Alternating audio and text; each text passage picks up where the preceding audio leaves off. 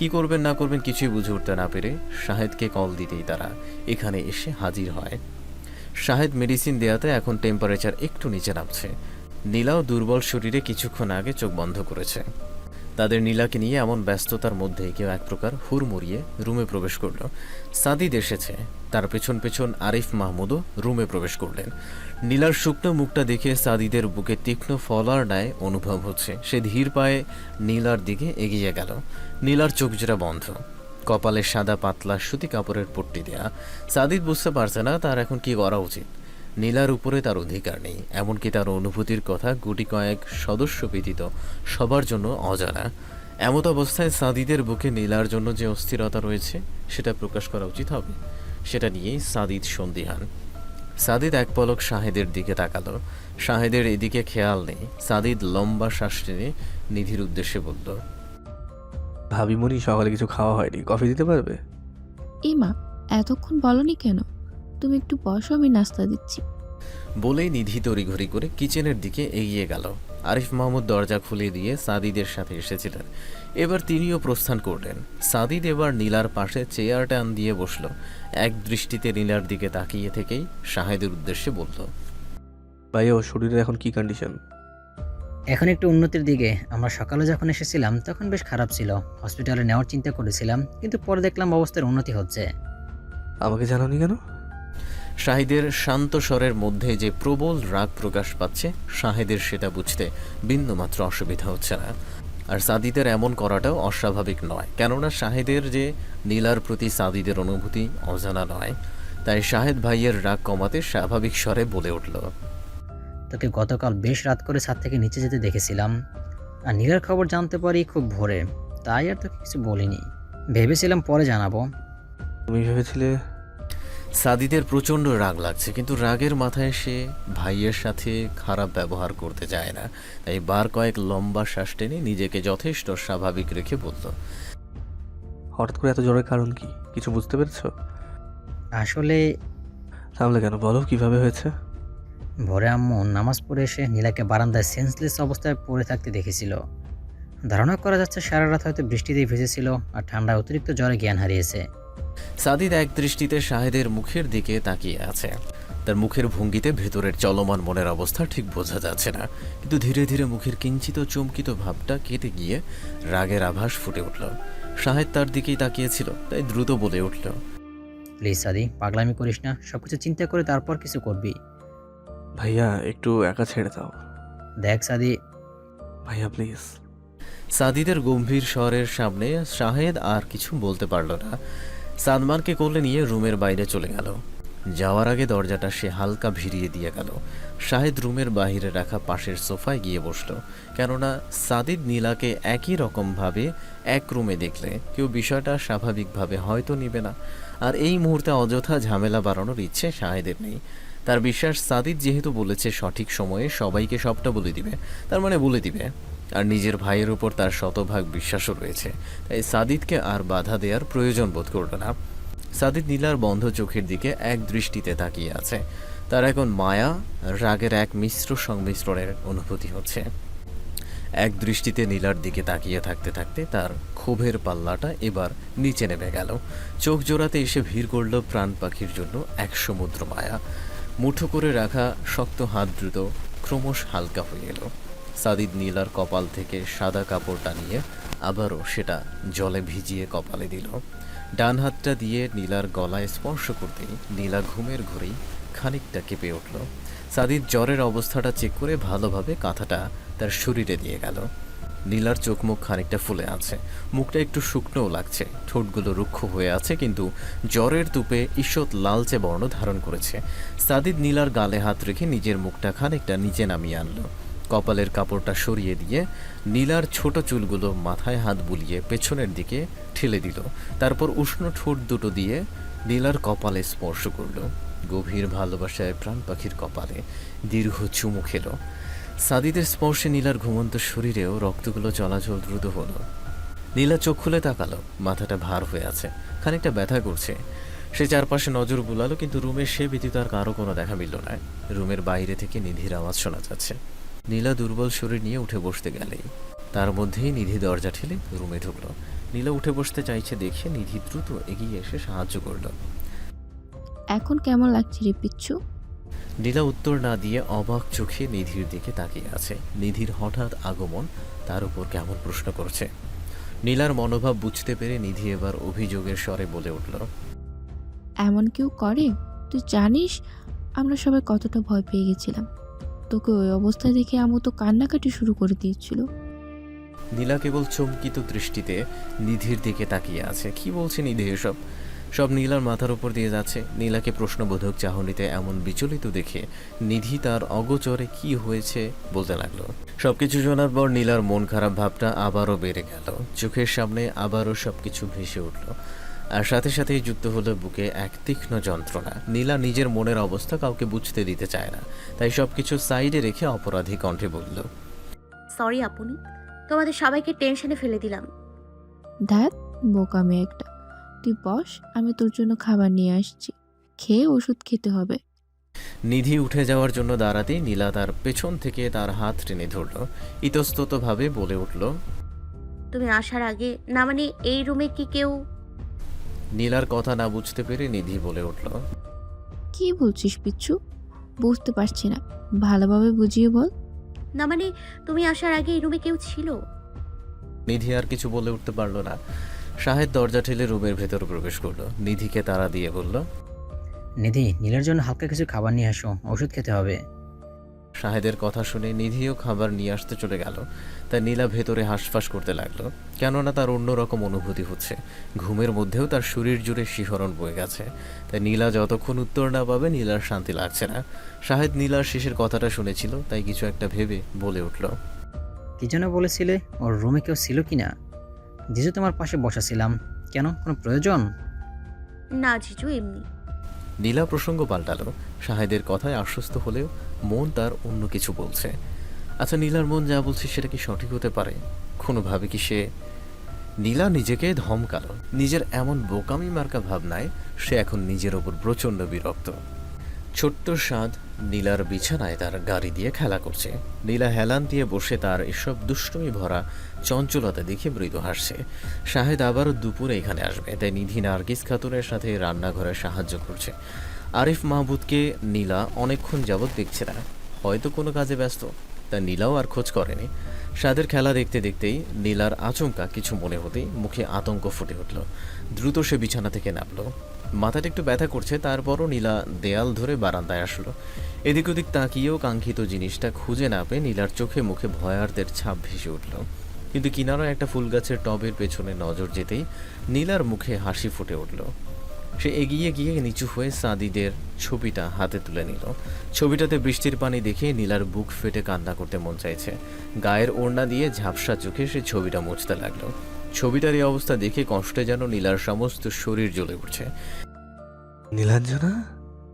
নীলার এমন অবস্থার মধ্যে পেছন থেকে খুব পরিচিত কারো গম্ভীর স্বরে নীলা আতঙ্কে পেছনে ফিরল। সাদিদের চেহারায় রাগ স্পষ্ট। নীলা দ্রুত ছবিটা ওড়নার পেছনে লুকিয়ে মাথা নিচু করল। এই অবস্থায় এখানে কি করো? নীলা উত্তর না দিয়ে এখনো মাথা নিচু করে আছে। সাদিদ হঠাৎ করে নীলার এত জড়তা বুঝে উঠতে পারছে না, তাই আবারও বলল, শরীর ভালো না তোমার, রুমে আসো।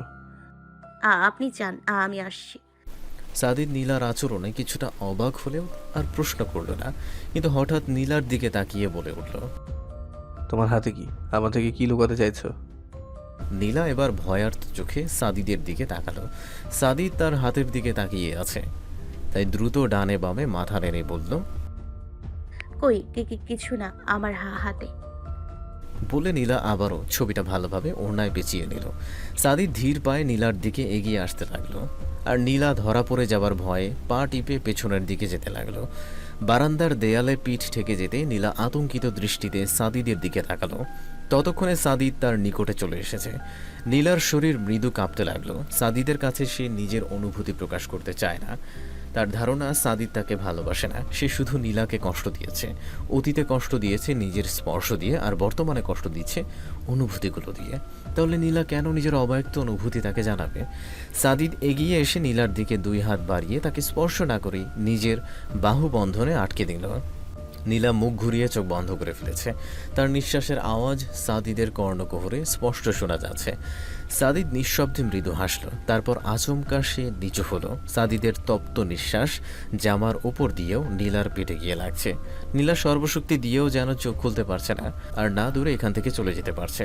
তাই ডান পায়ের পাতা দিয়ে বাম পা শক্ত করে চেপে ধরেছে। কিছু মুহূর্ত পর সাদিদ উঠে আসলো, নীলার বন্ধ চোখের দিকে তাকিয়ে নিঃশব্দে হাসলো। তারপর নীলার চোখের সামনে তুড়ি বাজিয়ে বলে উঠল, এই যে হ্যালো, দিন দুপুরে ঘুমিয়ে গেলে নাকি? সাদিদের কণ্ঠস্বরে নীলা এবার চোখ খুলে তাকালো। লজ্জা, অস্বস্তি সবকিছু তাকে জেঁকে ধরেছে। নীলার এমন অবস্থার মধ্যেই সাদিদ তার মুখের সামনে নিজের হাত এনে বলল, প্রজাপতি। নীলা এবার স্বাভাবিক হয়ে সাদিদের হাতের দিকে তাকালো। সাদিদ একটা ছোট্ট প্রজাপতি ধরে রেখেছে। নীলার মুখে ঈষৎ হাসির রেখা ফুটে উঠতেই সাদিদ বলে উঠল, ছোটবেলায় একটা কথা শুনেছি, প্রজাপতি ঘরে আসে নাকি দুটো অর্থ বহন করে। এক হলো নতুন অতিথি, আর দুই হচ্ছে বিয়ে। বদলত নতুন অতিথি তো আসার কোনো লক্ষণ দেখছি না, তাহলে কি বিয়ে? বলেই সাদিদ ভ্রুজোড়া নাচালো। নীলা হতবিহ্বল দৃষ্টিতে সাদিদের মুখের দিকে তাকালো। কি বলল সাদিদ, আর তার মুখের সে হাসি, এগুলোর অর্থ কি? সাদিদ নীলাকে এমন অস্থিরতায় ফেলে রুমের দিকে এগিয়ে গেল, আর নীলা এখনও বাকরুদ্ধ হয়ে দাঁড়িয়ে। সে না এই ছেলেকে বুঝতে পারে, আর না তার মুখ নিঃসৃত বাক্য। ধোঁয়াশার অপর নাম হিসেবে সে সাদিদ ইবনে শাহরিয়ারকে ন্যস্ত করল। ভাওয়াল রিসোর্টের উদ্দেশ্যে পদ্মালয়ার সামনের বড় রাস্তাটা এসে সবাই উপস্থিত হয়েছে। রিসোর্টটা গাজীপুরে অবস্থিত বিধায় তারা বেশি লেট করেনি।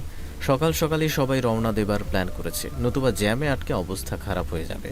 তাই হালকা নাস্তা খেয়েই সকাল 7টার মধ্যে সবাই এখানে উপস্থিত। 18 সিটের এসিযুক্ত মিনি বাসে সকলের যাত্রা নিশ্চিত করা হয়েছে। নিজস্ব গাড়ি হলে সবাই ভাগাভাগি হয়ে আলাদা হয়ে যাবে, আর সেই জন্য হয়তো পিকনিক টাইপ ফিলিংসটাও পুরোপুরি আসবে না। তাই এই ভিন্ন উদ্যোগ। নীলা এদিক ওদিক দৃষ্টি রেখে মায়ের পেছনে ভয়ার্ত মুখে দাঁড়িয়ে আছে।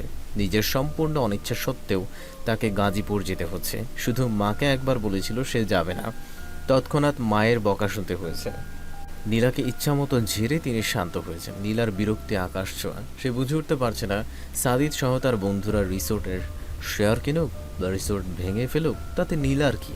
তাকে কেন টইটই করে সেখানে যেতে হবে? কিন্তু নীলার মনের এই দুঃখটা কেউ বুঝলো না। বাবাকে বলেও লাভ বিশেষ করতে পারেনি।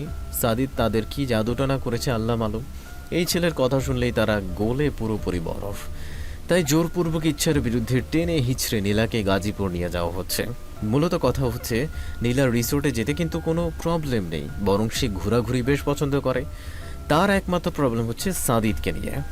সেদিনের পর থেকে আজ প্রায় 6 দিন যাবৎ সে সাদিদকে সম্পূর্ণ এড়িয়ে চলেছে। রাগ কিংবা ভয় নয়, লজ্জায়। নিজের অনুভূতির নাম জানার পর থেকে নীলা এখন সাদিদের মুখোমুখি হতে পারছে। এক ঝাঁক লজ্জা এসে তাকে ঘিরে ধরেছে। কেবল লজ্জায়ও সীমাবদ্ধ নয়, আরও আছে সাথে চাপা দীর্ঘ নিঃশ্বাস। ভালোবাসার মানুষের ভালোবাসা না হতে পারার দীর্ঘ নিঃশ্বাস। সব মিলিয়ে নীলা সাদিদের সম্মুখীন হতে চায় না। বিগত কয়েকদিন সাদিদ তাদের বাসায় বেশ কয়েকবার আসলেও নীলা নানা অজুহাতে তার সামনে একবারও আসেনি। কিন্তু আজ তাকে সাদিদের মুখোমুখি হতেই হবে, আর নীলা সেটা চায় না। সাদিদের থেকে যত বেশি দূরত্ব বজায় রেখে চলা সম্ভব নীলা এখন সেটাই করতে চায়। কিন্তু আজকে সাদিদের সামনে সে কিভাবে নিজেকে লুকাবে সেটা ভাবতেই নীলার ঘাম ছুটে যাচ্ছে। এমন অবস্থায় আচমকা পেছন থেকে কেউ জাপটে ধরতেই নীলা চমকিত দৃষ্টিতে পেছনে ফিরল। তুমি এখানে? তাই নয় তো কি, তুই আমাকে ভুলে গেলি কিভাবে? আমার দুলাভাই ঠিকই মনে রেখেছে। দুলাভাই? বারে, বান্ধবীর জামাই তো দুলাভাইই হবে। কি আজগুবি কথা বলছিস? কোন বান্ধবী, কার জামাই? দেখ, তুই কিছু বুঝিস না। আরে আমি সাদিদ জিজুর কথা বলছি। থাপড়িয়ে তোর দাঁত ফেলে দিব, ফাজিল মেয়ে। উনি তোর জিজু কিভাবে হয়? তার মানে বলছিস হয় না? তাহলে তো আমি আরো বেশি খুশি। অবশেষে আমার ক্র্যাশ বয়কে ফিরে পেলাম। নীলার রাগী চেহারায় শান্তর দিকে তাকাতেই শান্ত আবারও তাকে জাপটে ধরল, আর মুহূর্তেই নীলার রাগ গলে পানি। শান্ত তাকে জড়িয়ে রেখেই বলল, অনুভূতির থেকে পালিয়ে বেড়াচ্ছিস কেন? ভাইয়াকে একবার বল, অনেকদিন তো হলো। না শান্ত, আমি আগেও তোকে বলেছি আমি ওনাকে কিছু বলতে চাই না। তার জন্য আমি অনুভব করলে কি হবে? সে তো আমাকে অনুভব করে না। তুই জানিস তোকে সে এই কথা একবারও বলেছে? নীলা এবার চুপ করে গেল। এই নিয়ে আর কথা বলতে চায় না, তাই সে পা বাড়িয়ে সামনে এগিয়ে গেল। সবাই এক এক করে বাসে উঠে বসলো। নীলা এবং শান্ত সেকেন্ড লাস্ট সিটে গিয়ে বসেছে। সামনে বসা মানেই ফ্রিতে বড়দের বকা খাওয়া, তাই তাদের এই মিলিত সিদ্ধান্ত। নীলা এতক্ষণ ভয় টেনশনে থাকলেও শান্তকে পেয়ে এখন বেশ ভালো লাগছে, তাই দুজনেই বেশ হাসি খুশি। কিন্তু প্রাণের বন্ধু হয়ে যে শান্ত মির্জাফরের কাজ করবে সেটা কে জানত। সাদিদ, তানভীর আর অর্ণবকে নিয়ে বাসে উঠতেই শান্ত বলে উঠল, জি মানে ভাইয়া, আপনার সিটের সাথে আমারটা এক্সচেঞ্জ করবেন? আসলে আমার উইন্ডো সিটটা পছন্দ ছিল। অন্য ভাইয়াকেই বলতাম, কিন্তু ওনার সাথে তো প্রিয়তি আপু রয়েছে। নো প্রবলেম, তুমি এখানে চলে আসো। নীলা তাদের কথোপকথন শুনে আতঙ্কিত কণ্ঠে বলে উঠল, এই না না, তুই আমাকে আগে বলবি তো, আমি এখনই সিট পাল্টাচ্ছি। বলেই নীলা দ্রুত দাঁড়িয়ে সিট পাল্টাতে গেলেই শান্ত তাকে বাধা দিল। আরে বসো তো, আমি এত পেছনে বসতে পারবো না। ভাইয়া আপনি আসেন তো। নীলা অসহায় চোখে শান্তর দিকে তাকালো, আর শান্ত প্রতি উত্তরে তাকে একটা কুটিল হাসি ফিরিয়ে দিল। নীলার আর বুঝতে বাকি রইল না, সবটাই শান্তর জেনে বুঝে করা। শান্ত সাদিদের সিটে গিয়ে বসতেই সাদিদ এসে নীলার পাশে বসল। নীলার বাহুতে সাদিদের হালকা স্পর্শ লাগতেই নীলা শিউরে উঠে জানালার পাশে আরও লেগে বসল। সাদিদ এক পলক তাকিয়ে নীলার ইতস্তত বোধ খেয়াল করল, কিন্তু সে দূরে সরে না গিয়ে বরঞ্চ বেশ আয়েশ করে বসল। নীলা পারলে এবার জানালা দিয়ে বাসের বাইরে চলে যায়। সাদিদের শরীরের ঘ্রাণ নীলার নাকে স্পষ্ট লাগছে, আর মাঝে মধ্যে শরীরের স্পর্শগুলোতে নীলার শরীর প্রায় জমে যাচ্ছে, গায়ে বারবার কাঁটা দিচ্ছে। সাদিদ সবটাই আর চোখে খেয়াল করছে, তাই সে ঘাড় ঘুরিয়ে মৃদু হাসল। নীলাদের দুই সিট সামনেই শান্ত বসেছে। শান্ত জানালা দিয়ে রাস্তায় গাড়িদের চলাচল দেখছিল। তার মধ্যেই হুট করে পাশে কেউ বসতেই সে ফিরে তাকালো। উজ্জ্বল শ্যামবর্ণের সেই ছেলেটা দেখেই শান্তর ভ্রুজোড়া অটোমেটিক্যালি কুঁচকে গেল। আজ সকালে রিকশা থেকে নেমে সাদিদের বাসার দিকে আসতেই এই আপদটার সাথে তার দেখা হয়েছিল। অনিচ্ছাকৃতভাবে তানভীরের পায়ে শান্তর হিল জুতার খোঁচা লাগে। তারপর শান্তকে সরি বলার সুযোগটুকু না দিয়ে সে একটু ঝগড়া শুরু করেছিল। কেবল ঝগড়া পর্যন্ত সীমাবদ্ধ থাকলে মাফ করা যেত, কিন্তু সে শান্তর আত্মসম্মানে আঘাত করেছে। গেও হয়ে স্যাবলে সবার ট্রাই করছে, এসব হাবিজাবি বলে অপমান করছে, আর শান্ত কিছু থাকবে নাকি। এরপর জায়গায় দাঁড়িয়েই তানভীরের সাথে কোমর বেঁধে ঝগড়া করেছে। তানভীরের 14 গোষ্ঠী উদ্ধার করে তবেই সে ক্ষান্ত হয়েছে। পরবর্তীতে যখন দুজনের সামনাসামনি পরিচয় হয়েছিল, তখনও দুজনের মধ্যে খুব একটা আত্মীয়সূচক ব্যবহার পরিলক্ষিত হয়নি। মানে হচ্ছে তারা এখনও ঝগড়াতেই সীমাবদ্ধ। কিছুক্ষণ আগের কথা মনে হতেই শান্তর আবারও বিরক্তিতে চোখ মুখ কুঁচকে গেল, তাই বেশ রাগী স্বরে বলে উঠল, আপনি এখানে বসেছেন কি জন্য? উঠুন বলছি। মানে আমি কি তোমার কথায় উঠবোস করবো নাকি? দরকার হলে তাই করবেন, আমি আপনার সাথে যেতে পারবো না। সরুন বলছি। এ আমি মনে হয় তোমার সাথে যাবার জন্য দাঁড়িয়ে আছি। তোমার পাশে বসা তো দূরে, দাঁড়ানোরও আমার ইচ্ছে নেই। কিন্তু চোখগুলো একটু কাজে লাগাও। বাসের সব সিট ইতোমধ্যেই ফিল আপ, যেগুলো খালি আছে সেগুলোতে সবার ব্যাগপত্র রাখা। আমার চোখ জায়গাতেই আছে, বরং আপনি নিজেরগুলো কাজে লাগান। ব্যাগের উপর গিয়ে বসার মতো যথেষ্ট জায়গা ফাঁকি আছে। কি? আমি ব্যাগের উপর গিয়ে বসবো? দরকার হলে ব্যাগের নিচে গিয়েও বসতে পারেন। আর যদি না যাই? যাবেন না কেন? আপনার সাথে এক সিটে বসে গাজীপুর পর্যন্ত যাওয়া আমার পক্ষে সম্ভব নয়। তাহলে তো আমি অবশ্যই যাব না। পৃথিবী উল্টিয়ে গেলেও আজ আমি এই সিট ছাড়ছি না। শান্তর রাগে মাথা ফেটে যাবার অবস্থা। ইচ্ছে করছে তানভীরকে তুলে সজোরে একটা আছাড় দিতে। সে দাঁতে দাঁত কেটে বলল, গাড় কাটালো। তোমার থেকে কম ম্যানার্স ভুলে গিয়ে ফাজিল হয়েছো। খবরদার বাজে কথা বলবেন না। তুমি পুরোপুরি বাজে। আমি অতটাও গুছিয়ে বলতে পারছি না। কি? আমি বাজে? তাহলে আপনি আমার বড়টা। অবশ্যই বড়, তোমার গুরুজন, তাই পা ধুয়ে ধুয়ে পানি খাও। ছি। ছি বলার তো কিছু নেই। হটি মেয়েরা আরো অনেক কিছুর জন্য ওয়েট করে বসে থাকে। শান্ত ভ্রু কুচকালো, আশেপাশে তাকিয়ে রাগী কণ্ঠে নিচু স্বরে বলল, যে যেমন তার জন্য তেমন মানুষই বসে থাকে। শান্তর ফিসফিসানি তানভীরের কর্ণকোহরে ঠিকই স্পষ্টভাবে পৌঁছে গেছে। তাই সে শান্তর দিকে খানিকটা ঝুঁকে এসে কণ্ঠ তার থেকেও খাদে নামিয়ে বলল, ঠিক ধরেছ, যে যেমন আর কি। আমিও ফার্স্ট ক্লাস, তারও ফার্স্ট ক্লাস, মধ্যে থেকে তোমার মতো মিডল ক্লাসের জায়গা নেই। ফার্স্ট ক্লাস বলেই জামা কাপড়ের এত অভাব। সেটা তোমার বোঝার বাহিরে। ফ্যাশনের বোঝো না, আসছে আবার ড্রেস নিয়ে কথা বলতে। শান্ত আর কথা বাড়ালো না।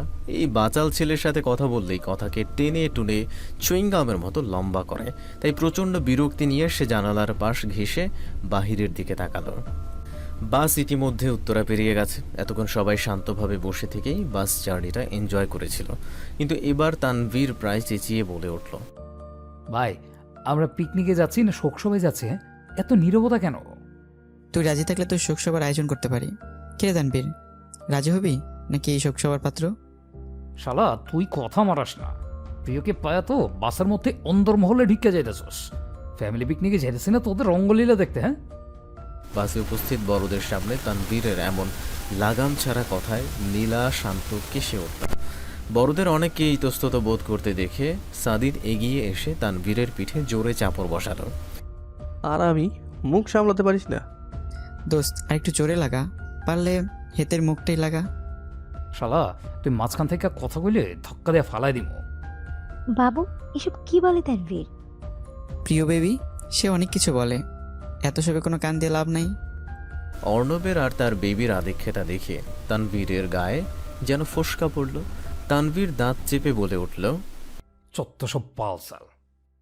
সাদিদ হাসল, তারপর বন্ধুর মন ভালো করতে পেছন থেকে গিটারটা তুলে এনে সুর তুলল।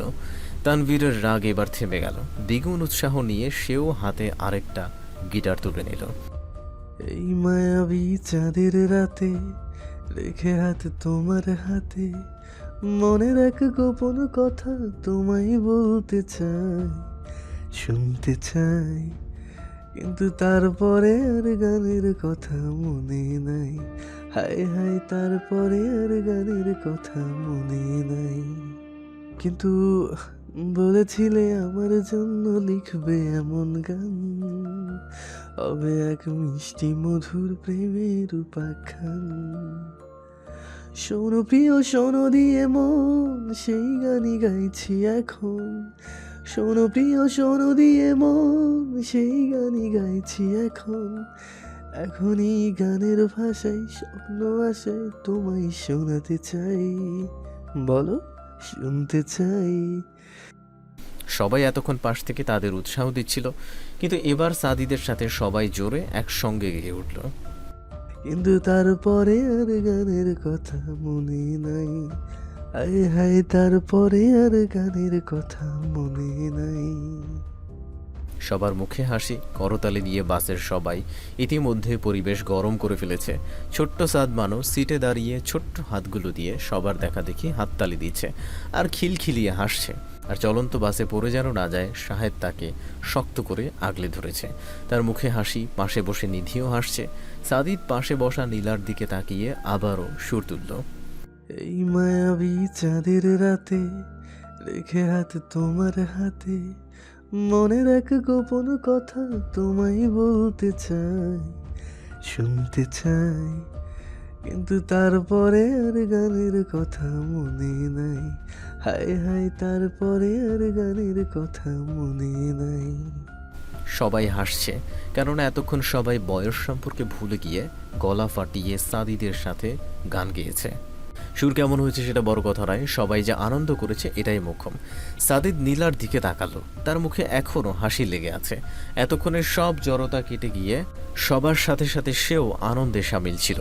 সাদিদের মুখেও হাসি ফুটল, কেননা সাদিদ তো এমনটাই চেয়েছিল, আর তার জন্যই এত কিছুর আয়োজন। প্রাণ পাখির রাগ, ক্ষোভ, মধ্যকার সকল দূরত্ব কমাতে সাদিদ কোনো কমতি রাখতে চায় না। শীঘ্রই পাখিকে নিজের খাঁচায় আটকানোর পুরো ব্যবস্থা করে ফেলেছে সেদিন। তাদের গানের শেষে আকস্মিকভাবে বাহিরে সূর্যের তাপে ভাটা পড়ল। গুড়ি গুড়ি বৃষ্টিতে মুহূর্তের মাঝেই বাসের ছাদে আওয়াজ হতে লাগলো ঝুম বৃষ্টির ঋণিঝিনে। তাই তানভীর ব্যঙ্গাত্মক স্বরে বলল, কিরে সাদি, তুই তো মারাত্মক কুফারে, ভালা টালা দিনটারে বৃষ্টিতে চুয়াই দিলি।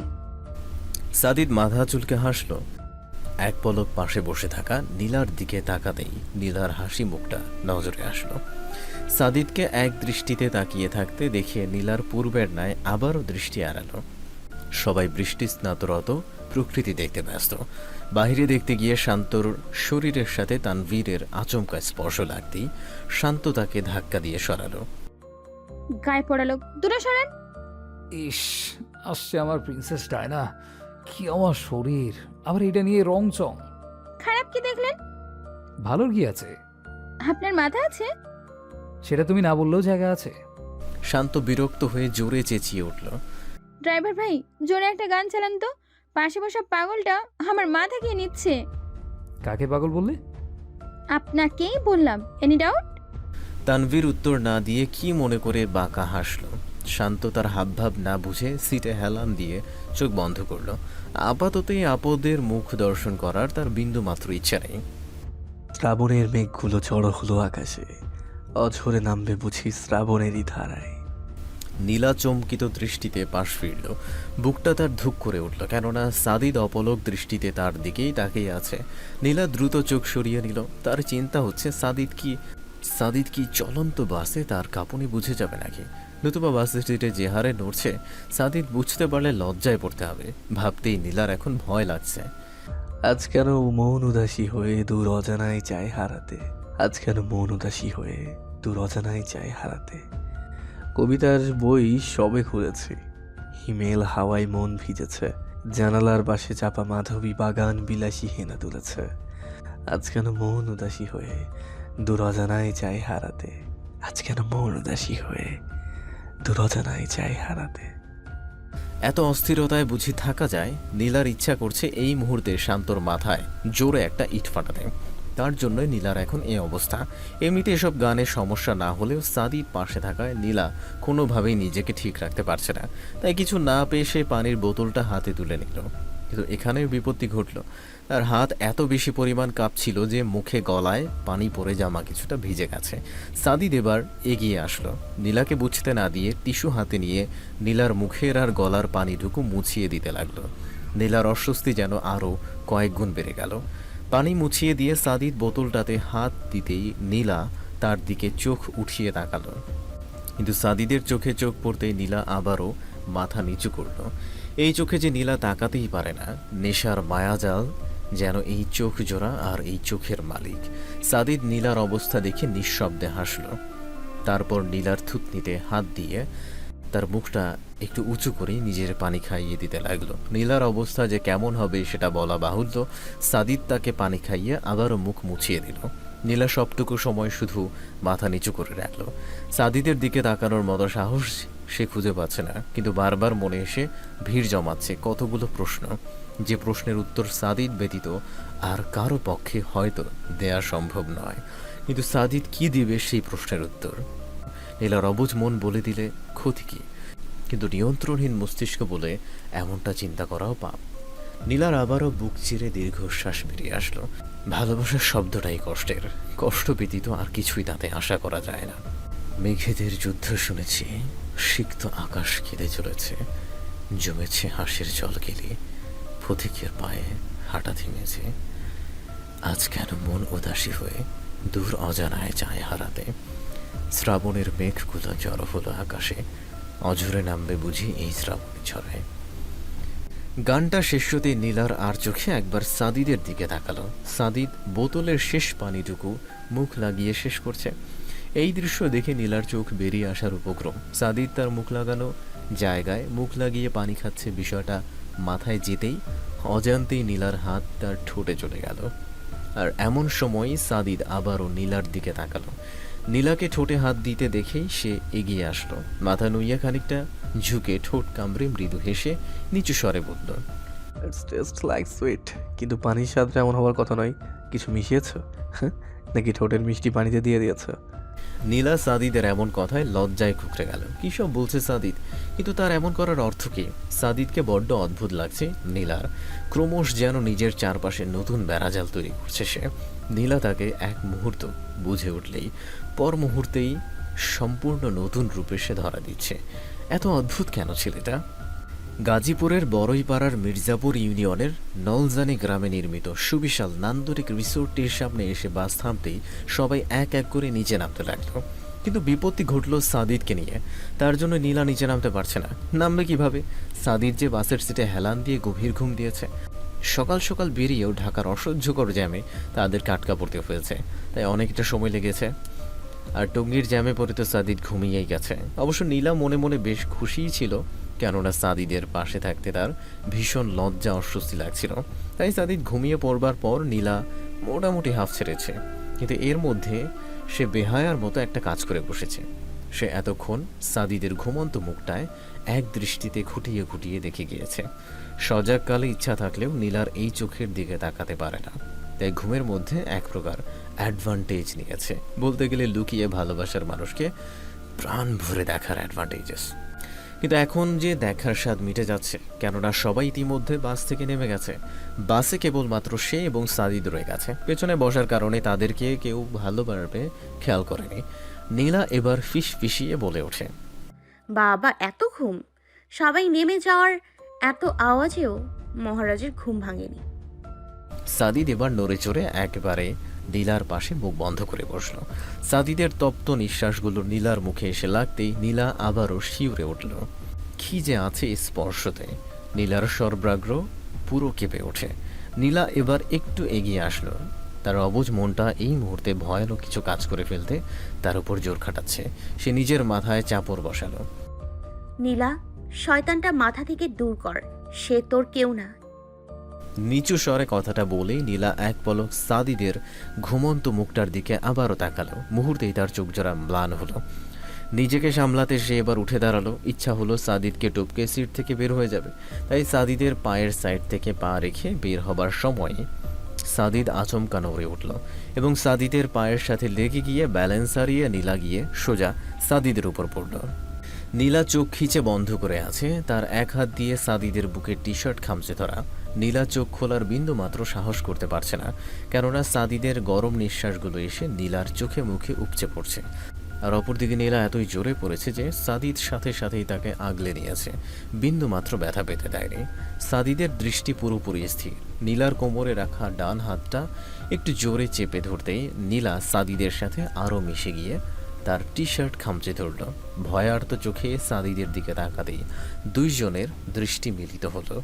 কিন্তু বোকার মতো এতক্ষণ কি করছিল মাথায় আসতেই নীলা দ্রুত সরে আসতে চাইল, কিন্তু সাদিদ না ছেড়ে আরেকটু শক্তভাবে আগলে ধরল। কি করছেন আপনি?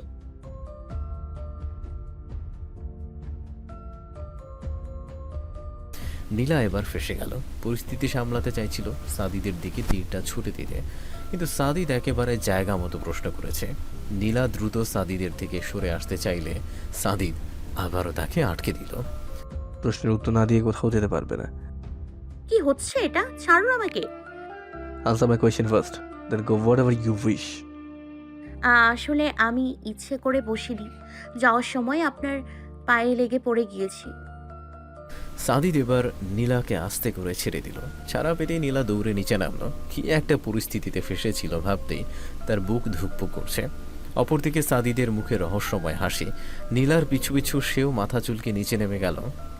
রিসোর্ট দেখে সবারই ক্লান্তি দূর হলো। অসাধারণ সুন্দর সুইমিং পুল, ইউরোপিয়ান ডিজাইনের কটেজ, সবুজে ঘেরা পরিবেশ এবং সব রকম আধুনিক সুযোগ সুবিধা সম্পন্ন এই রিসোর্টটা সত্যিই মুগ্ধকর। ঢাকার মধ্যে এমন একটা রিসোর্ট ক্লান্ত শহরের জীবনের ব্যস্ততাগুলো ভুলিয়ে দিতে সক্ষম।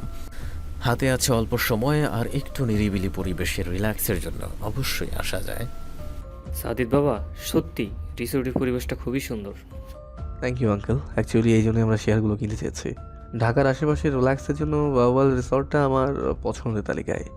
তাই যখন অফারটা পেলাম আমরাও এক কথায় রাজি হয়ে গেলাম। সেটা না হয় বুঝতে পারলাম, কিন্তু এসবের চক্করে যদি তুই আমার অফিসে না বসিস তাহলে তোর কোনো ক্ষমা নাই। সাদিদ মাথা নিচু করে হাসলো। হাসি মুখে হাসিবুর রহমানের উদ্দেশ্যে বলল, বাবাই প্রমিসড ইউ, তাই যত বিজি থাকি না কেন অবশ্যই অফিসের জন্য সময় বের করব। হাসিবুর রহমান ছেলের কথায় খুশি হলেন, কিন্তু সেটা প্রকাশ করলেন না। সবাই জার্নি করে এসে ফ্রেশ হতে চলে গেল। সাদিদরা তাদের থাকার জন্য 3টা 1 বেডরুমের ভিলা এবং 2টা 2 বেডরুমের স্যুট নিয়েছে। নীলা, শান্ত আর প্রিয়তি 3 যুবতী 2 বেডের 1 ভিলাতে নিজেদের ব্যাগপত্র নিয়ে হাজির। শান্ত নরম তুলতুলে বিছানায় গা এলিয়ে দিয়ে বলল, দোস্ত, বলতেই হচ্ছে সাজিদ জি না মনে ভাইয়ার জবাব নেই। লা জবাব চুম্বন পুরুষ। চুম্বন পুরুষ? এটা আবার কি নাম সম্বোধন শান্ত? শান্ত কুটিল হাসছে। অপরদিকে নীলার চোখ মুখ গরম। এই বাচাল মেয়েকে 3 বেলার খাবারের মতো নিয়ম করে পেদানো দরকার। প্রিয়তি আপু না দিদি ভাই বলবো? একটা বললেই হলো, সব কিছুতেই আমি কমফোর্টেবল। ওকে দেন দিদি ভাই, আপু তো অনেকেই ডাকলাম, তোমাকে না হয় দিদি ভাই ডাকলাম। প্রিয়তি হাসল। মেয়েটা খুবই মিশুক আর ভীষণ পাজিও। দিদি ভাই, ঘটনা হচ্ছে সাদিদ ভাইয়াকে দেখলে বা ওনার কথা শুনলেই আমার এক ঐতিহাসিক চুম্বন দৃশ্যের কথা মনে পড়ে। অবশ্য দৃশ্যটা আমি সচোখে দেখতে পারিনি, তাই এক গাদা আফসোস রয়ে গেল। মানে সাদিদ আর চুমু? আমি তো হিসাবটা ঠিক মেলাতেই পারছি না। আরে আপু, তুমিও না শান্ত একটা পাগল। কোনো নায়কের সাথে কোনো অ্যাঙ্গেল মিলে গেল আর সেও তার অদ্ভুত না রেখে বসলো। প্রিয়তি ভ্রু বাঁকিয়ে তাকালো। নীলার চোখে মুখে ভয়, অপরদিকে শান্ত হাসছে। বিষয়টা যতটা নীলা স্বাভাবিক দেখাতে চাইছে তার কাছে ততটাই গরমিলে মনে হচ্ছে। নীলা এই পরিস্থিতি থেকে বাঁচতে চায়, তাই জাপটে গিয়ে প্রিয়ন্তীকে ধরল। আমিও দিদিভাই ডাকি, ডাকতে খুব ইচ্ছে করছে। প্রিয়তি গলে গেল। তার বোন নেই, 3 ভাইয়ের ছোট বোন, তাই এত অল্প সময়ের মধ্যে দুটো বোন পেয়ে তার চোখে মুখে আকাশের চাপ পাওয়ার খুশি। দরজায় করাঘাত হলো। নীলা সামনে ছিল বিধায় দরজা খুলে দিল। সাদিদ দাঁড়ানো, হাতে নীলার লাল রঙের ছোট্ট হাত ব্যাগটা, কিছু গল্পের বই আর একটা ডায়েরি। আর কিছু হয়তো খুঁজে পাওয়া যাবে না। এটা তোমার? জি আমারই, ধন্যবাদ আপনাকে। গাড়িতে ছিল হয়তো, আমি খেয়াল করিনি। It's okay. সাদিদ ব্যাগটা নীলার কাছে এগিয়ে দিতে গিয়েও রুমের দিকে উকি দিল। শান্ত প্রিয়তি নিজের কাজে ব্যস্ত। নীলা ব্যাগটা নিতে চাইলেও নিতে পারছে না, কেননা সাদিদ শক্ত হাতে ধরে রয়েছে। নীলা কিছুটা অবাক চাহনিতে সাদিদের দিকে তাকাতেই সে নিচু স্বরে বলে উঠল, রবীন্দ্রনাথ ঠাকুরের চোখের বালি, নট ব্যাড। ছবিটা দেখেছিলে নাকি? নীলার হাত কাঁপতে লাগলো। সাদিদ এমন প্রশ্ন করছে কেন? নীলা এর কি উত্তর দিবে? সাদিদ আরেক কদম এগিয়ে গেল। নীলার কানের কাছে মুখ নিয়ে আরও নিচু স্বরে বলে উঠল, বয়স তো খুব বেশি না, তবুও ছবি লিড ক্যারেক্টারের ন্যায় শাড়ি পরলে মন্দ হয় না, কিন্তু আরেকটু নাদুস নুতুস হলে ভালো ফুটতো। কিন্তু তারপরও চোখ জোড়া এই শুকনো সৌন্দর্যই অবলোকন করতে চাই, তাই অধীর আগ্রহে অপেক্ষামান। সাদিদ চলে গেল। নীলার দৃষ্টি মেঝেতে স্থির, তার চোখের পাতা দ্রুত ওঠানামা করছে। মুখ ঠোঁট কাঁপছে, সমস্ত শরীর মৃদু কাঁপছে। এসব কি? সাদিদ তাকে কি বুঝিয়ে গেল? নীলা তো কিছুই বুঝতে পারল না। রহস্য, রহস্য, কেবলমাত্র রহস্য। এই ছেলেটাই আসতো একটা রহস্যের গোড়াও। এই কি হয়েছে তোর? এমন গাছের মতো স্থির হয়ে দাঁড়িয়েছিস কেন? শ্বাস প্রশ্বাস চলছে তো নাকি? দেখি তো, কাছে আয়। দোস্ত, শরীর কাঁপছে। তোকে আবার কবে থেকে হাঁপানি রোগে ধরেছে? আর কার সাথে কথা বলছিস? কে আছিল? উনিটা আবার কি? ও তাই বল। দোস্ত, শুধু হাঁপানি রোগী দেখে বিস্মিত হলাম। ম্যালেরিয়া, ল্যাভেরিয়া আরো ভয়ানক কিছু টিছু হলে স্বাভাবিক হতো। নীলা হাতের ব্যাগ নিয়ে শান্তকে মার শুরু করলো। আরে আমাকে মারিস কেন? তোমার ওনার সামনে তো ঢাকা মেডিকেলের হাঁপানি রোগী হয়ে যাস। আরে নীলা থামো, কি করছো তোমরা? আরে শান্তকে এমন মারার কারণ কি? আরে থামো না। দিদিভাই আটকিও না, এই ফাজিল মেয়েটাকে আজ আকাশের চাঁদ দেখিয়ে ছাড়বো। দোস্ত, আজ মেবি অমাবস্যা, ইচ্ছে পূরণে বিঘ্ন ঘটলো। নীলার অসহায়ত্বের পরিমাণ দ্বিগুণ হলো। তার সাথে পাল্লা দিয়ে রাগও তরতর করে বাড়ল। অবশেষে শান্তর একচোট গোষ্ঠী উদ্ধার করে সে ক্ষান্ত হলো। সবাই হালকা ফ্রেশ হয়ে ভিলা থেকে বেরিয়ে আসলো। সকালে ভালোভাবে নাস্তা করা হয়নি, তাই এখন টুকটাক নাস্তা এবং কফি খাওয়ার জন্য সবাই এখানে একত্রিত হয়েছে। নীলা ফ্রেশ হয়ে হালকা সবুজ আর সাদা মিশেল একটা কুর্তি আর তার সাথে লেডিস জিন্স পরেছে, গলায় ফ্লোরাল একটা স্কার্ফ। সাদিদ তার আগে এসেছিল, তাই নীলাকে আসতে দেখে এবার সেদিকে দৃষ্টি স্থির করল। খুবই সাধারণ পোশাক, মুখে নেই কোনো কৃত্রিমতার ছাপ, তারপরও সাদিদের চোখে মুগ্ধতা। তারা তিনজন এসে চেয়ার ঠেলে টেবিলে বসলো। প্রিয়তিকে অর্ণবের পাশে বসতে দেখেই তানভীরের ভ্রু কুঁচকে এলো। অর্ণবের বাহুতে মৃদু ধাক্কা দিয়ে হালকা রাগের আভাসে ফিসফিসিয়ে বলল, অত ঘেঁষে ঘেঁষে গিয়েছে? হ্যাঁ, এদিকে কি দুনিয়ার একমাত্র গার্লফ্রেন্ড নাকি? আর বাকি সব মেয়েরা কি পোলা হয়ে গেছে? মুখ সামলা তানভীর। ভাই, তোমাদের এমন রংচং দেখলে আমার মুখ অটোমেটিক দৌড়াদৌড়ি করে। Shut up idiot. ইংরেজি কইলে উষ্ঠা মাইরা সামনের পানিতে ফালাই দিমু। ওহে মোর প্রিয় দোস্ত। ওহ, শুদ্ধ বাংলাতে আই থিঙ্ক বন্ধু। ওহে মোর প্রিয় বন্ধু, আমাকে ক্ষমা করো, ভুল ত্রুটি মার্জনা করো। তানভীর নিভল। খাবার খেতে চামচ হাতে নিল, কিন্তু কপাল কুঁচকে ঢিল মেরে দূরে ফেলল। উজ্জ্বল শ্যামবর্ণের মুখে ঈষৎ লালচে ভাব নিয়ে সে মুখে পরোটা পরে চিবোতে লাগলো। সাদিদ পাশেই ছিল, তানভীরের পিঠে আলতো করে হাত রাখলো। তানভীর ফিরে সাদিদের চোখে চোখ রাখতেই দ্রুত সে দৃষ্টি ফেরালো। চোখ টোক কোঁচলে অবস্থা খারাপ, ভাবটা এমন যে চোখে পোকা পড়েছে। সাদিদ বুঝেও কিছু বলল না। পাপা সুইমিং। তুমি পারবে যদি মুখের কানে পানি ঢোকে? পাপা গোসল। শাহেদ নিধি হাসল। সাদ যখন কিছু নিয়ে কনভিন্স করতে চায় তখন বাংলাতে বললে না মানলে রিপিট করে ইংরেজিতে বলে, আবার অনেক সময় ইংরেজিতে বাংলাও বলে। হ্যাঁ জিজু, আমিও যাব। এত সুন্দর সুইমিং পুল সামনে, অথচ এখনো বসে আছি, ভাবতেই আমার মন খারাপ হচ্ছে। আগে নাস্তাটা শেষ করো, তারপর আমরা সবাই যাব। নীলা খুশি হলো, পানি তার বরাবরই পছন্দ। ছোটবেলায় সময় অসময়ে পানিতে যাওয়ার জন্য সে মায়ের হাতে অগণিত মার খেয়েছে। সাদিদ কফিতে চুমুক দিয়ে নীলার হাসি মুখটা দেখছে। হঠাৎ নীলার দৃষ্টি সাদিদের দিকে পড়তেই তার মুখের হাসি ভাবটা মিলিয়ে যেতে লাগলো। সাদিদের চোখগুলো নীলাকে ইদানিং খুবই বিরক্ত করছে। চোখের ভাষা বোঝে না, আবার ওই নেশালো আখির অর্থও বুঝে না, তাই বিরক্তির পরিমাণটা আরও দ্বিগুণ। নাস্তার পর সবই রিসোর্টের সুইমিং পুলে এসেছে, কিন্তু কেউই সুইমিং স্যুট পরেনি। উপস্থিত সবাই ফ্যামিলি মেম্বার, তার উপর বড়রা আছে। আর বাঙালি হিসেবে সুইমিং স্যুট মানেই চক্ষু ছানা বড়ার জিনিস, তাই সবাই সামঞ্জস্য মেনেই সুইমিংয়ের জন্য কাপড় বাছাই করেছে। নীলার চোখগুলো শুধু এদিক ওদিক ঘোরাঘুরি করেছে। তানভীর অর্ণব আরও আগেই চলে এসেছে, তাহলে সে এখনও কি করছে এটাই নীলার মাথায় আসছে না। গোসল করতে আসলেও কি তার বাবু সেজে আসতে হয় নাকি? পর মুহূর্তে নীলা নিজেকেই ধমকালো। লোকে বলে প্রেম ভালোবাসায় মানুষ গাধা হয়ে যায়। নীলার মনে হচ্ছে নীলা গাধার চেয়েও ন্যূনতম মানের বস্তুগত জিনিসে রূপান্তরিত হচ্ছে। সাদিদকে সে চায় না, অথচ ঘুরে ফিরে সে সাদিদকেই সবসময় চায়। কি অদ্ভুত! সাদিদ আসলো, নীলার চোখগুলো মুহূর্তেই বড় হলো। কে বলল মেয়েরা শুধু গ্রাস খায়? ডাহা মিথ্যা কথা। এটা বলা মানে মেয়েদের ছোটোখাটো অপমান করা। নীলা বলতে ইচ্ছে করছে এমন কেউ সামনে থাকলে আরও বহুত কিছুই অনায়াসে পাওয়া যায়। পানি ছাড়াও গাপুস গুপুস এসব জিনিস মুহূর্তেই খেয়ে ফেলে ঢেকুর তোলা যায়। তাই এই মুহূর্তে ক্রাশ শব্দটা নীলার কাছে নিতান্তই ক্ষুদ্র মনে হচ্ছে। 3/4 ব্রাউন প্যান্ট, চোখে রোদ চশমা লাগিয়ে সাদিদ নীলার ভাষ্যমতে বাবু সেজে বেরিয়েছে। নীলার এই মুহূর্তে খুব লজ্জাজনক একটা ব্যাপার অনুভব হচ্ছে।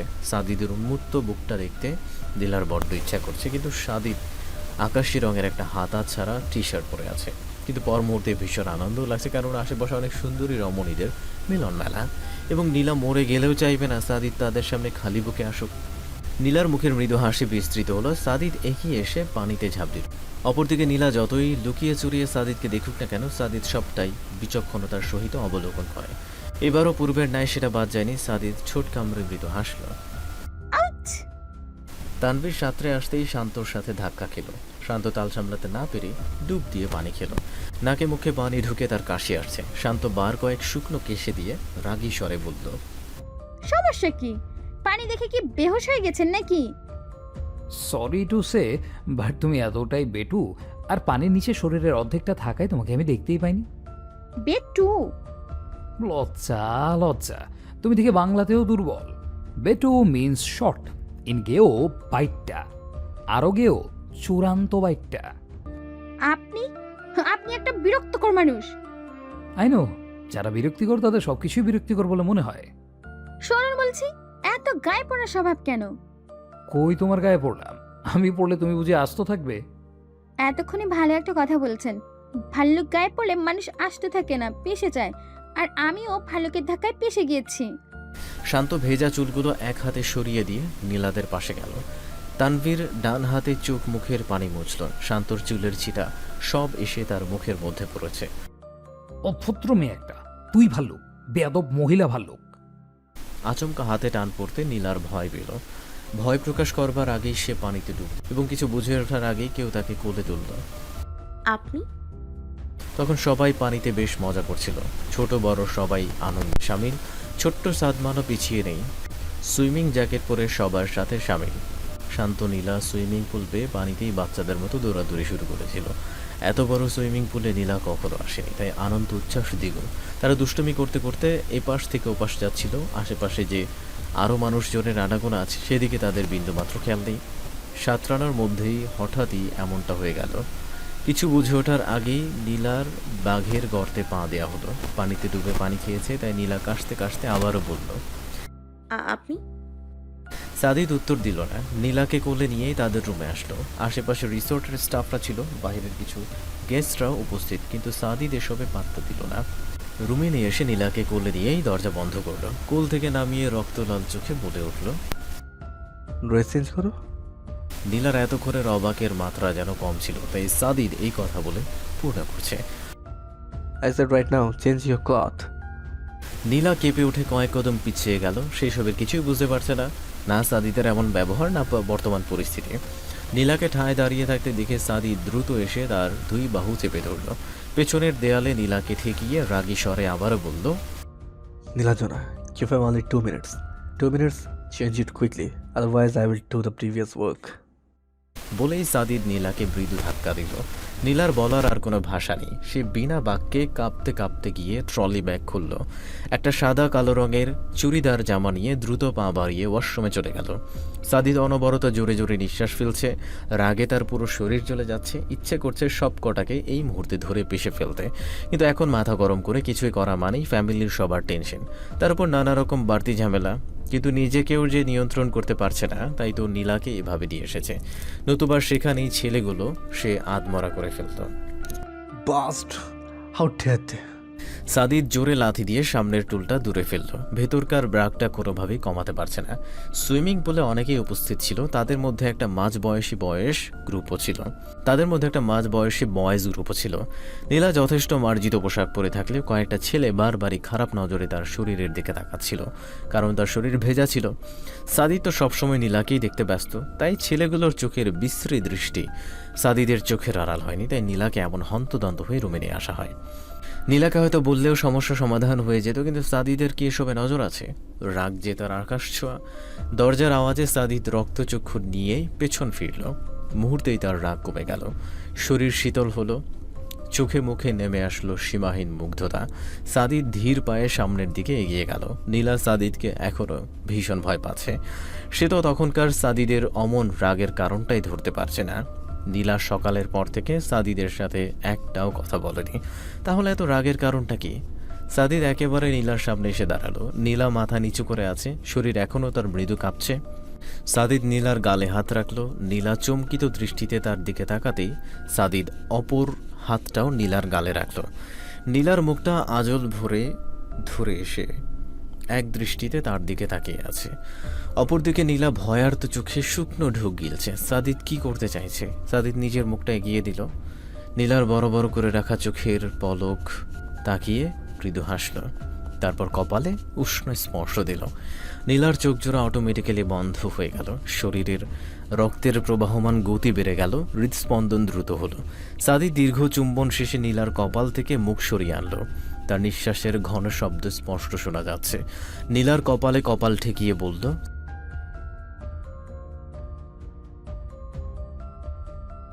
সাদিদ নীলার কপাল থেকে কপাল সরিয়ে আনলো। নীলা এখনও চোখ বন্ধ করে থরথর করে কাঁপছে। সাদিদ আবারও নীলার কপালে ছোট্ট করে চুমু খেল। মুখ হাত থেকে সরিয়ে এক কদম পিছিয়ে বলে উঠল, বাইরে আসতে হবে না, চুপচাপ রুমে বসো, আমি গিয়ে সবাইকে পাঠিয়ে দিচ্ছি। বাহির থেকে দরজা বন্ধের আওয়াজে নীলা এবার চোখ উঠিয়ে তাকালো। সাদিদ চলে গেছে, কিন্তু রেখে গেছে নিজের হৃদস্পন্দন বন্ধকারী সংস্পর্শ। নীলা কাঁপা হাতে নিজের কপাল ছুঁয়ে দিল। শরীরটা যেন আবারও শিরশির করে উঠল। শান্ত ভেজা শরীরে রুমে প্রবেশ করতে কিছুটা অবাক হলো। নীলাকে এমন স্থির দাঁড়িয়ে থাকতে দেখে উৎকণ্ঠার সুরে বলল, এভাবে মূর্তি নাই দাঁড়িয়ে আছিস কেন? নীলা প্রশ্নের উত্তর দিল না। মাথার মধ্যে ইতিমধ্যে প্রশ্নের পাহাড় জমে, সেখানে বিন্দু মাত্র জায়গা নেই। তার মধ্যে আরেকটা প্রশ্নের জায়গা এই মুহূর্তে নীলা করতে যাচ্ছে না। চুপচাপ রুমের বারান্দায় এসে দাঁড়ালো। তাদের রুমটা সাদিদের পাশেই রয়েছে, তাই এই বারান্দা থেকে ওই বারান্দা স্পষ্ট দেখা যায়। নীলা এক দৃষ্টিতে সেদিকে তাকিয়ে আছে, কারণহীন এক স্থির দৃষ্টি। শান্ত প্রিয়তি ততক্ষণে শুকনো জামা পরে টুকটাক গল্প করছে। তাদের গল্পের কিছু অংশ নীলার কর্ণকুহরে এসে বাড়ি খাচ্ছে, কিন্তু নীলার তাতেও কোনো নড়চড় নেই। তার স্থির দৃষ্টি সামনের রুমের বারান্দায়। তোয়ালে দিতে বারান্দায় এসেছিল সাদিদ। পাশেই নীলকে এমন স্থির দৃষ্টি নিয়ে দাঁড়িয়ে থাকতে দেখে সেও তাকালো। নীলার তাতেও কোনো নড়চড় না দেখে সাদিদ এবার একটু কেশে গলা পরিষ্কার করল। নীলাঞ্জনা? সাদিদের ডাকে নীলার হুঁশ ফিরল। তাকে আবারও সামনে দেখে নীলার এবার প্রচণ্ড লজ্জা লাগলো। সে আর কিছু ভাবতে পারল না। এক দৌড়ে রুমে ঢুকল। সাদিদ কিছুক্ষণ সেদিকে তাকিয়ে থেকে মৃদু স্বরে হেসে দিল, তারপর নিজেও রুমে ঢুকল। তা কি ঠিক করলি? কি নিয়ে? এর মধ্যে ভুলে গেলি রাতের প্ল্যান। হ্যাঁ তেরে বলে লাভ কি? হ্যাতে তো প্রিয় সারা শ্বাসও নেয় না। কোন দিন না জানি নিঃশ্বাস বন্ধ হয়ে মইরা যায়। এ তোর সমস্যা কি? সব কথার মধ্যে প্রিয় কাটানোস কেন? বিকজ সেই চুলকানি, তারা দেখলে আমার শরীর চুলকায়। অর্ণব থাম তো, সারাদিন খালি তোরা লাগালাগি করিস। আমি কি করলাম? সবসময় তো হ্যাঁ শুরু করে। হয়তো কি করতাম? হ্যাঁ দোস্ত চুপ কর, এমনিতেই আমার মেজাজটা খারাপ, তারপর তো ওদের এই 9-6 বিরক্ত লাগছে পুরো। কুল বয়ের হট হবার কারণ কি? Is everything okay? Not okay. যতক্ষণ আর সবগুলো তুলে আছাড় না দিতে পারছি ততক্ষণ শান্তি হচ্ছে না। যাক, অবশেষে এরা তাহলে আমার একটু নিস্তার পেলাম। নয়তোবা তোর প্রিয়সী তদারকিতে কাজ টাজ পেলে সময় সময় আমাদের দৌড়াতে হতো। ভালা কথা মনে কইছিস। দে, এত বছরের বডিগার্ডগিরি সব টাকা ফেরত দে। মাসে মিনিমাম 20,000 ধরলেও লাখখানেক হয়ে যাবে। সাদিদ এবার মাথা চুলকে হাসলো। বন্ধুগুলো মাথায় রাগ নিয়ে থাকতে দেয় না, এইটা সেটা বলে মেজাজ ঠিক করেই ছাড়বে। লাঞ্চের টাইমে আবারও সবার দেখা পাওয়া গেল। সাদিদ টেবিলে বসে এদিক সেদিক তাকাচ্ছে, কিন্তু নীলার কোনো ছায়া পর্যন্ত দেখা যাচ্ছে না। তাই খাওয়ার অজুহাত নিয়ে বলল, ভাবি মরি, নীলাঞ্জনা কোথায়? লাঞ্চ করবে না? ওর নাকি মাথা ধরেছে, তাই আসেনি। আম্মু মাত্রই রুমে খাবার নিয়ে গেছে। ও। সাদিদের হাত চলছে না, তখন কি বেশি হয়ে গেল? কিন্তু সে কি আর করবে? রাগটা যে কমছিল না, তখন নীলাকেই রাগ নিয়ন্ত্রণে আনবার জন্য একমাত্র অবলম্বন মনে হয়েছে। সাদিদ তেমন খেলো না, জুস খেয়ে উঠে দাঁড়ালো। কি রে, খাবি না? মা খিদে নেই, একটু পরে খেয়ে নেবো, তোমরা লাঞ্চ করো। সাদিদ কাউকে কিছু বলার সুযোগ না দিয়ে সামনে এগিয়ে গেল। রুমে এসেও শান্তি নেই, অস্বস্তির কারণে ঠিকভাবে বসাও যাচ্ছে না। সাদিদ দরজা ঠেলে পাশের রুমের দিকে হাঁটা ধরল। নীলা খাবার সামনে নিয়ে অন্যদিকে মুখ ফিরিয়ে বসে আছে। তার কিছুই ভালো লাগছে না। লজ্জা জড়তা যেমন ঘিরে ধরেছে, সাথে এসে যুক্ত হয়েছে অগণিত প্রশ্ন। সাদিদের এমন অদ্ভুত ব্যবহার নীলা বুঝে উঠতে পারছে না। তারপর কিছুক্ষণ আগের সেই স্পর্শ নীলার মাথা পুরোপুরি হ্যাং মেরেছে। একবার পজিটিভ কিছু চিন্তা করলেই দ্বিতীয়বার নেগেটিভিটির ছড়াছড়ি। এমত অবস্থায় দরজায় নক পড়ল। নীলা ঘাড় না ঘুরিয়েই বলল, দরজা খোলা আছে, ভেতর আয়। চিন্তায় এত মগ্ন যে শান্ত যে রুমে আসেনি, নীলার সেদিকে খেয়ালই নেই। সাদিদ ধীর পায়ে এগিয়ে এসে নীলার পাশে বসল। খাবার এখনো প্লেটে দেখে গম্ভীর স্বরে বলল। নীলা হকচকিয়ে ফিরে তাকালো। সাদিদকে পাশে দেখেই আবারও পূর্বের ন্যায় লজ্জা পেল। কিছুটা ইতস্তত বোধ নিয়ে মাথা নিচু করে বলল, খেতে ভালো লাগছে না। সাদিদের কথা শুনে নীলা বিষম উঠে গেল। পাশের টেবিল থেকে পানি নিয়ে সাদিদ এগিয়ে দিতেই নীলা ঢকঢক করে পানি শেষ করল। নীলার উত্তরের অপেক্ষা না করেই সাদিদ নিজে প্লেট হাতে নিল। বিনা বাক্যে নীলার মুখের সামনে থেকে খাবার তুলে ধরল। নীলাও বিনা বাক্যে মুখে খাবার নিল। শখে বোধ হয় উপস্থিত জ্ঞান লোপ পেয়েছে। সাদিদই প্রথম বলল, সময় দিয়েছি বিধায় সারা জীবন পার করে দিবে? মানে? সাদিদ এক পলক মুখ উঠিয়ে নীলার দিকে তাকালো, কিন্তু উত্তর দিল না। চুপচাপ খাইয়া যাচ্ছে। নীলার মাথায় প্রশ্ন, মনে প্রশ্ন, এমনকি পেটেও হাজার রকমের প্রশ্নের গড়াগড়ি, কিন্তু কোনো উত্তর নেই। সাদিদ বিনা বাক্য খরচ করে প্লেটের সব খাবার শেষ করল। পানির গ্লাস মুখে তুলে দিতেই নীলা এবার গ্লাসে হাত রাখল। লজ্জা জড়তা ভুলে আবেগ মিশ্রিত কণ্ঠে বলে উঠল, উত্তর দিলেন না যে? কিছু কিছু প্রশ্নের উত্তর দেওয়া পাপ, সেসব উত্তর খোঁজ নিতে হয়। খোঁজ পাচ্ছি না। সত্যি কি পাচ্ছ না? নীলা হাত ছেড়ে দিল, দৃষ্টি নিচে নিক্ষেপ করল। ডান হাতের বৃদ্ধাঙ্গুল খানিকটা খুঁড়ে নিয়ে নিচু স্বরে বলল, ভয় হয় যদি উত্তর মিথ্যে হয়। কষ্ট সহ্য করতে পারি না। যদি কষ্ট সহ্য করতে না হয়, যদি উত্তর পছন্দের তালিকায় স্থান পাই, তখন? নীলার ঠোঁটের কোণে মিষ্টি হাসি দেখা গেল। সত্যি যদি হয়, সত্যি যদি ভালোবাসার মানুষটা তাকেও ভালোবাসে। নীলা ঠোঁটের হাসি বজায় রেখে আবারও বলল, আমি চাই এমনটা হোক, আমি সেটা খুব ভালো করে চাই। সাদিদ এবার হাসল, মিষ্টি হাসি। দরজার দিকে এগিয়ে যেতে যেতে বলে উঠল, আজ পূর্ণিমা, সুইমিং পুলের ডান পাশে রাধিকা অপেক্ষা করবে। সাদিদ বেরিয়ে গেল।